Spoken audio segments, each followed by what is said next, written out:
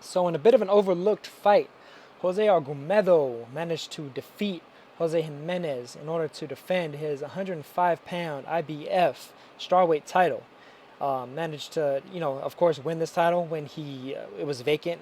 Defeated Katsunari Takayama, who of course is what is he? Takayama's like a four-time champion now at strawweight, and he managed to win the title once again after Argumedo beat him. So it just shows how good Argumedo is. But Argumedo, of course, was finding his mandatory here in Jose Jimenez. Jose Jimenez managed to get the shot by defeating Zhang Chaosheng in China. Defeated the man on his home turf and just did a very, very good job against him over in China. Didn't do quite so well against Argumedo. Argumedo managed to stop him in 3 rounds. Jimenez has a very awkward type of a style, like kind of a gangly, herky-jerky type of style. Swings with both hands at long range, at close range. Very difficult guy to deal with. Argumedo is a little bit more of like a boxer puncher, but he throws a lot of punches. He's got a very high work rate, high activity fighter. Managed to defeat Katsunari Takayama at his own game doing that, and he managed to pretty much do the same here against Jose Jimenez. He basically just had the shorter, sharper, quicker punches, and managed to repeatedly beat Jimenez to the punch. So that even though that Argumedo was opening himself up defensively, just the fact that he was quicker and sharper up the middle compared to Jimenez managed to pretty much win the day for him. It's kind of equivalent to say like a Juanma Lopez versus Daniel Ponce de Leon type of a matchup, basically, where just the quicker, shorter shots managed to tell the tale of the fight. Pretty much controlled the action the first couple of rounds. Finally dropped Jimenez in the first 30 seconds of the third round with, what was it, a right hand, the overhand right, and just managed to pretty much finish him off after that. Jose Argumedo got a little bit wild there against Jimenez in that third round, but he had his man hurt, and he knew that he was going to be able to hurt him. Jimenez, the way he got up off of that shot, a lot of refs would have stopped the fight just looking at his legs, the way he got up, because it's almost like he was stumbling forward, about to fall into the ref, like about to collapse into the ref's chest or something, but he managed to, make the count and everything. Of course, Argumedo dropped him again, and then Jimenez was pretty much done for. It was over. The ref stopped it, and Argumedo got himself a nice victory, improved to 19-3-1 with 11 knockouts. Jimenez dropped to 17-6-1 with 7 knockouts. And Argumedo, considering what the last couple of fights that he's had, that's 2 really solid victories in a division where there's definitely a wide openness to it. There's no Ring Magazine champion, so no basically lineal champion there. Of course, knockout CP Freshmart managed to defeat Byron Rojas earlier this year, and that was just after Rojas managed to pull off the big upset against Hecky Butler. Hecky Butler, of course, is still a top name at the division. Should he choose to fight there in the future, it's kind of a toss-up as to whether Butler is going to continue at 105. Recently just had his comeback, or ply his trade at 108. Because the 105 may be a little bit difficult for him to make. Although he did, what's his recent fight there? Matter of fact, I'm going to look it up right now. Hecky Butler. He just fought 2-3 weeks ago. Yeah, his comeback was actually at 108 pounds. That's what I thought. Yeah, so Butler's probably done with the 105-pound division. So it's definitely wide open. Wenheng Manayoten managed to defeat Saul Juarez by a very close margin. That was a very tough, close fight. Knockout CP Freshmart won by a very close margin against Byron Rojas, as well as Carlos Buitrago, who, of course, he managed to win the original regular title against. Of course, he beat Rojas for the super title after Rojas managed to get it off of Butler. But Argumedo versus either knockout CP Freshmart or Manayoten would be fantastic fights, or even if he was to fight the guys that they just recently defeated, Saul Juarez or Byron Rojas. Either of those fights would be fantastic. Him versus Byron Rojas would be just a buzzsaw versus a buzzsaw. Just a fantastic fight to watch.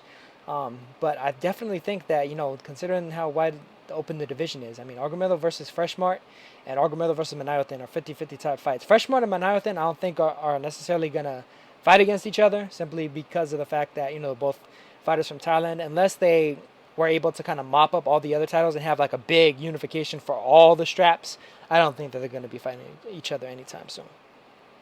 But you never know what may happen. So, I mean, Argumedo pulled off a very impressive victory over Jimenez. Who knows? Maybe Takayama will want a rematch against Argumedo. That would definitely be a good rematch, a good payday. The first fight was an excellent fight, and the second fight, I have no doubt, would be one again. And it would be for 2 straps instead of 1 this time for both the IBF and the WBO, after Takayama managed to depose Riku Kano, who was his fellow top contender after the title was left vacant, versus with Kosei Tanaka moving up to light flyweight, and he's about to fight Moises Fuentes for the vacant WBO title at light flyweight, which is going to be a fun fight to watch. Definitely, I'll do a preview and a review of that, especially when it happens, when the new year comes a little bit closer.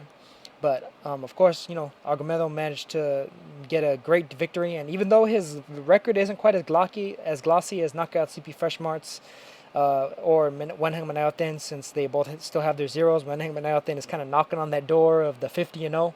He's what, about 44-0 at the moment. Could very easily eclipse that in the next couple of years. Argumedo, in spite of the fact that his records aren't as glossy as those two guys, he has some good wins, good solid wins on that record, and he's only lost to top level operators as well.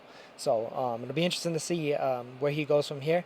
I definitely favor him over pretty much everybody in the division except for maybe knockout CP Freshmart and Manayoten. But I think that he stands really a solid chance against both of them, because he kind of mixes up the skills that have given both of them trouble. Rojas ran knockout CP Freshmart close, Juarez ran Manayoten close, and he has almost kind of like somewhere in between both of those styles. He has pretty quick hands, pretty quick feet, pretty high work rate, high stamina.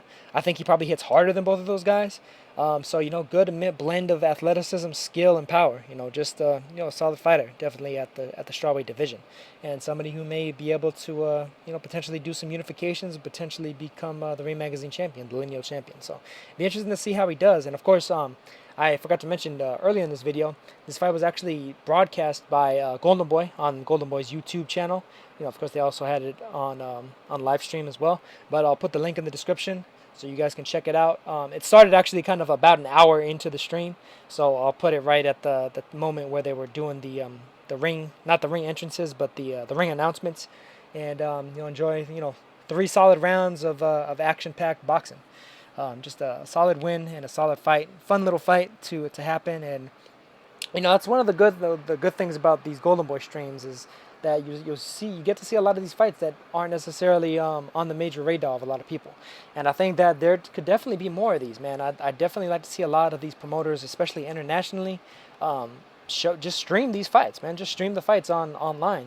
You're missing out, I think, on a lot of revenue, because there's not going to be any cable channels in the US or in the UK or a lot of these other countries picking up some of these fights, from Thailand or Japan and Mexico or Venezuela, South America, Germany, Russia, and so on and so forth. So just might as well stream it. Just stream it on YouTube, man, and have it up there for everybody to see. Get your fighter's name out there so that some people could maybe be familiar with these guys before they ever make their way to the States or some of the big English-speaking markets, so that they'll be like, oh yeah, I remember seeing him. He was on that Golden Boy card. He was on that YouTube card. I remember seeing this guy, and they'll be familiar with him. They'll be familiar with the potential future opponents for some of these guys at the weight classes where people aren't quite as familiar with the overall pool of talent. 122, 118, 115, 105, etc. So that's pretty much all I got to say about this one. The congrats to Argumedo for the big win, and be interesting to see how he does in the future. I definitely hope for some more unification. Strawweight and the other lower weight classes have been a big boon in the last few years for a lot of good, solid unification fights and fights between the top level fighters, and I'm hoping that continues on. So that's all I got to say on this one, and I'll catch you guys in the next one. Peace.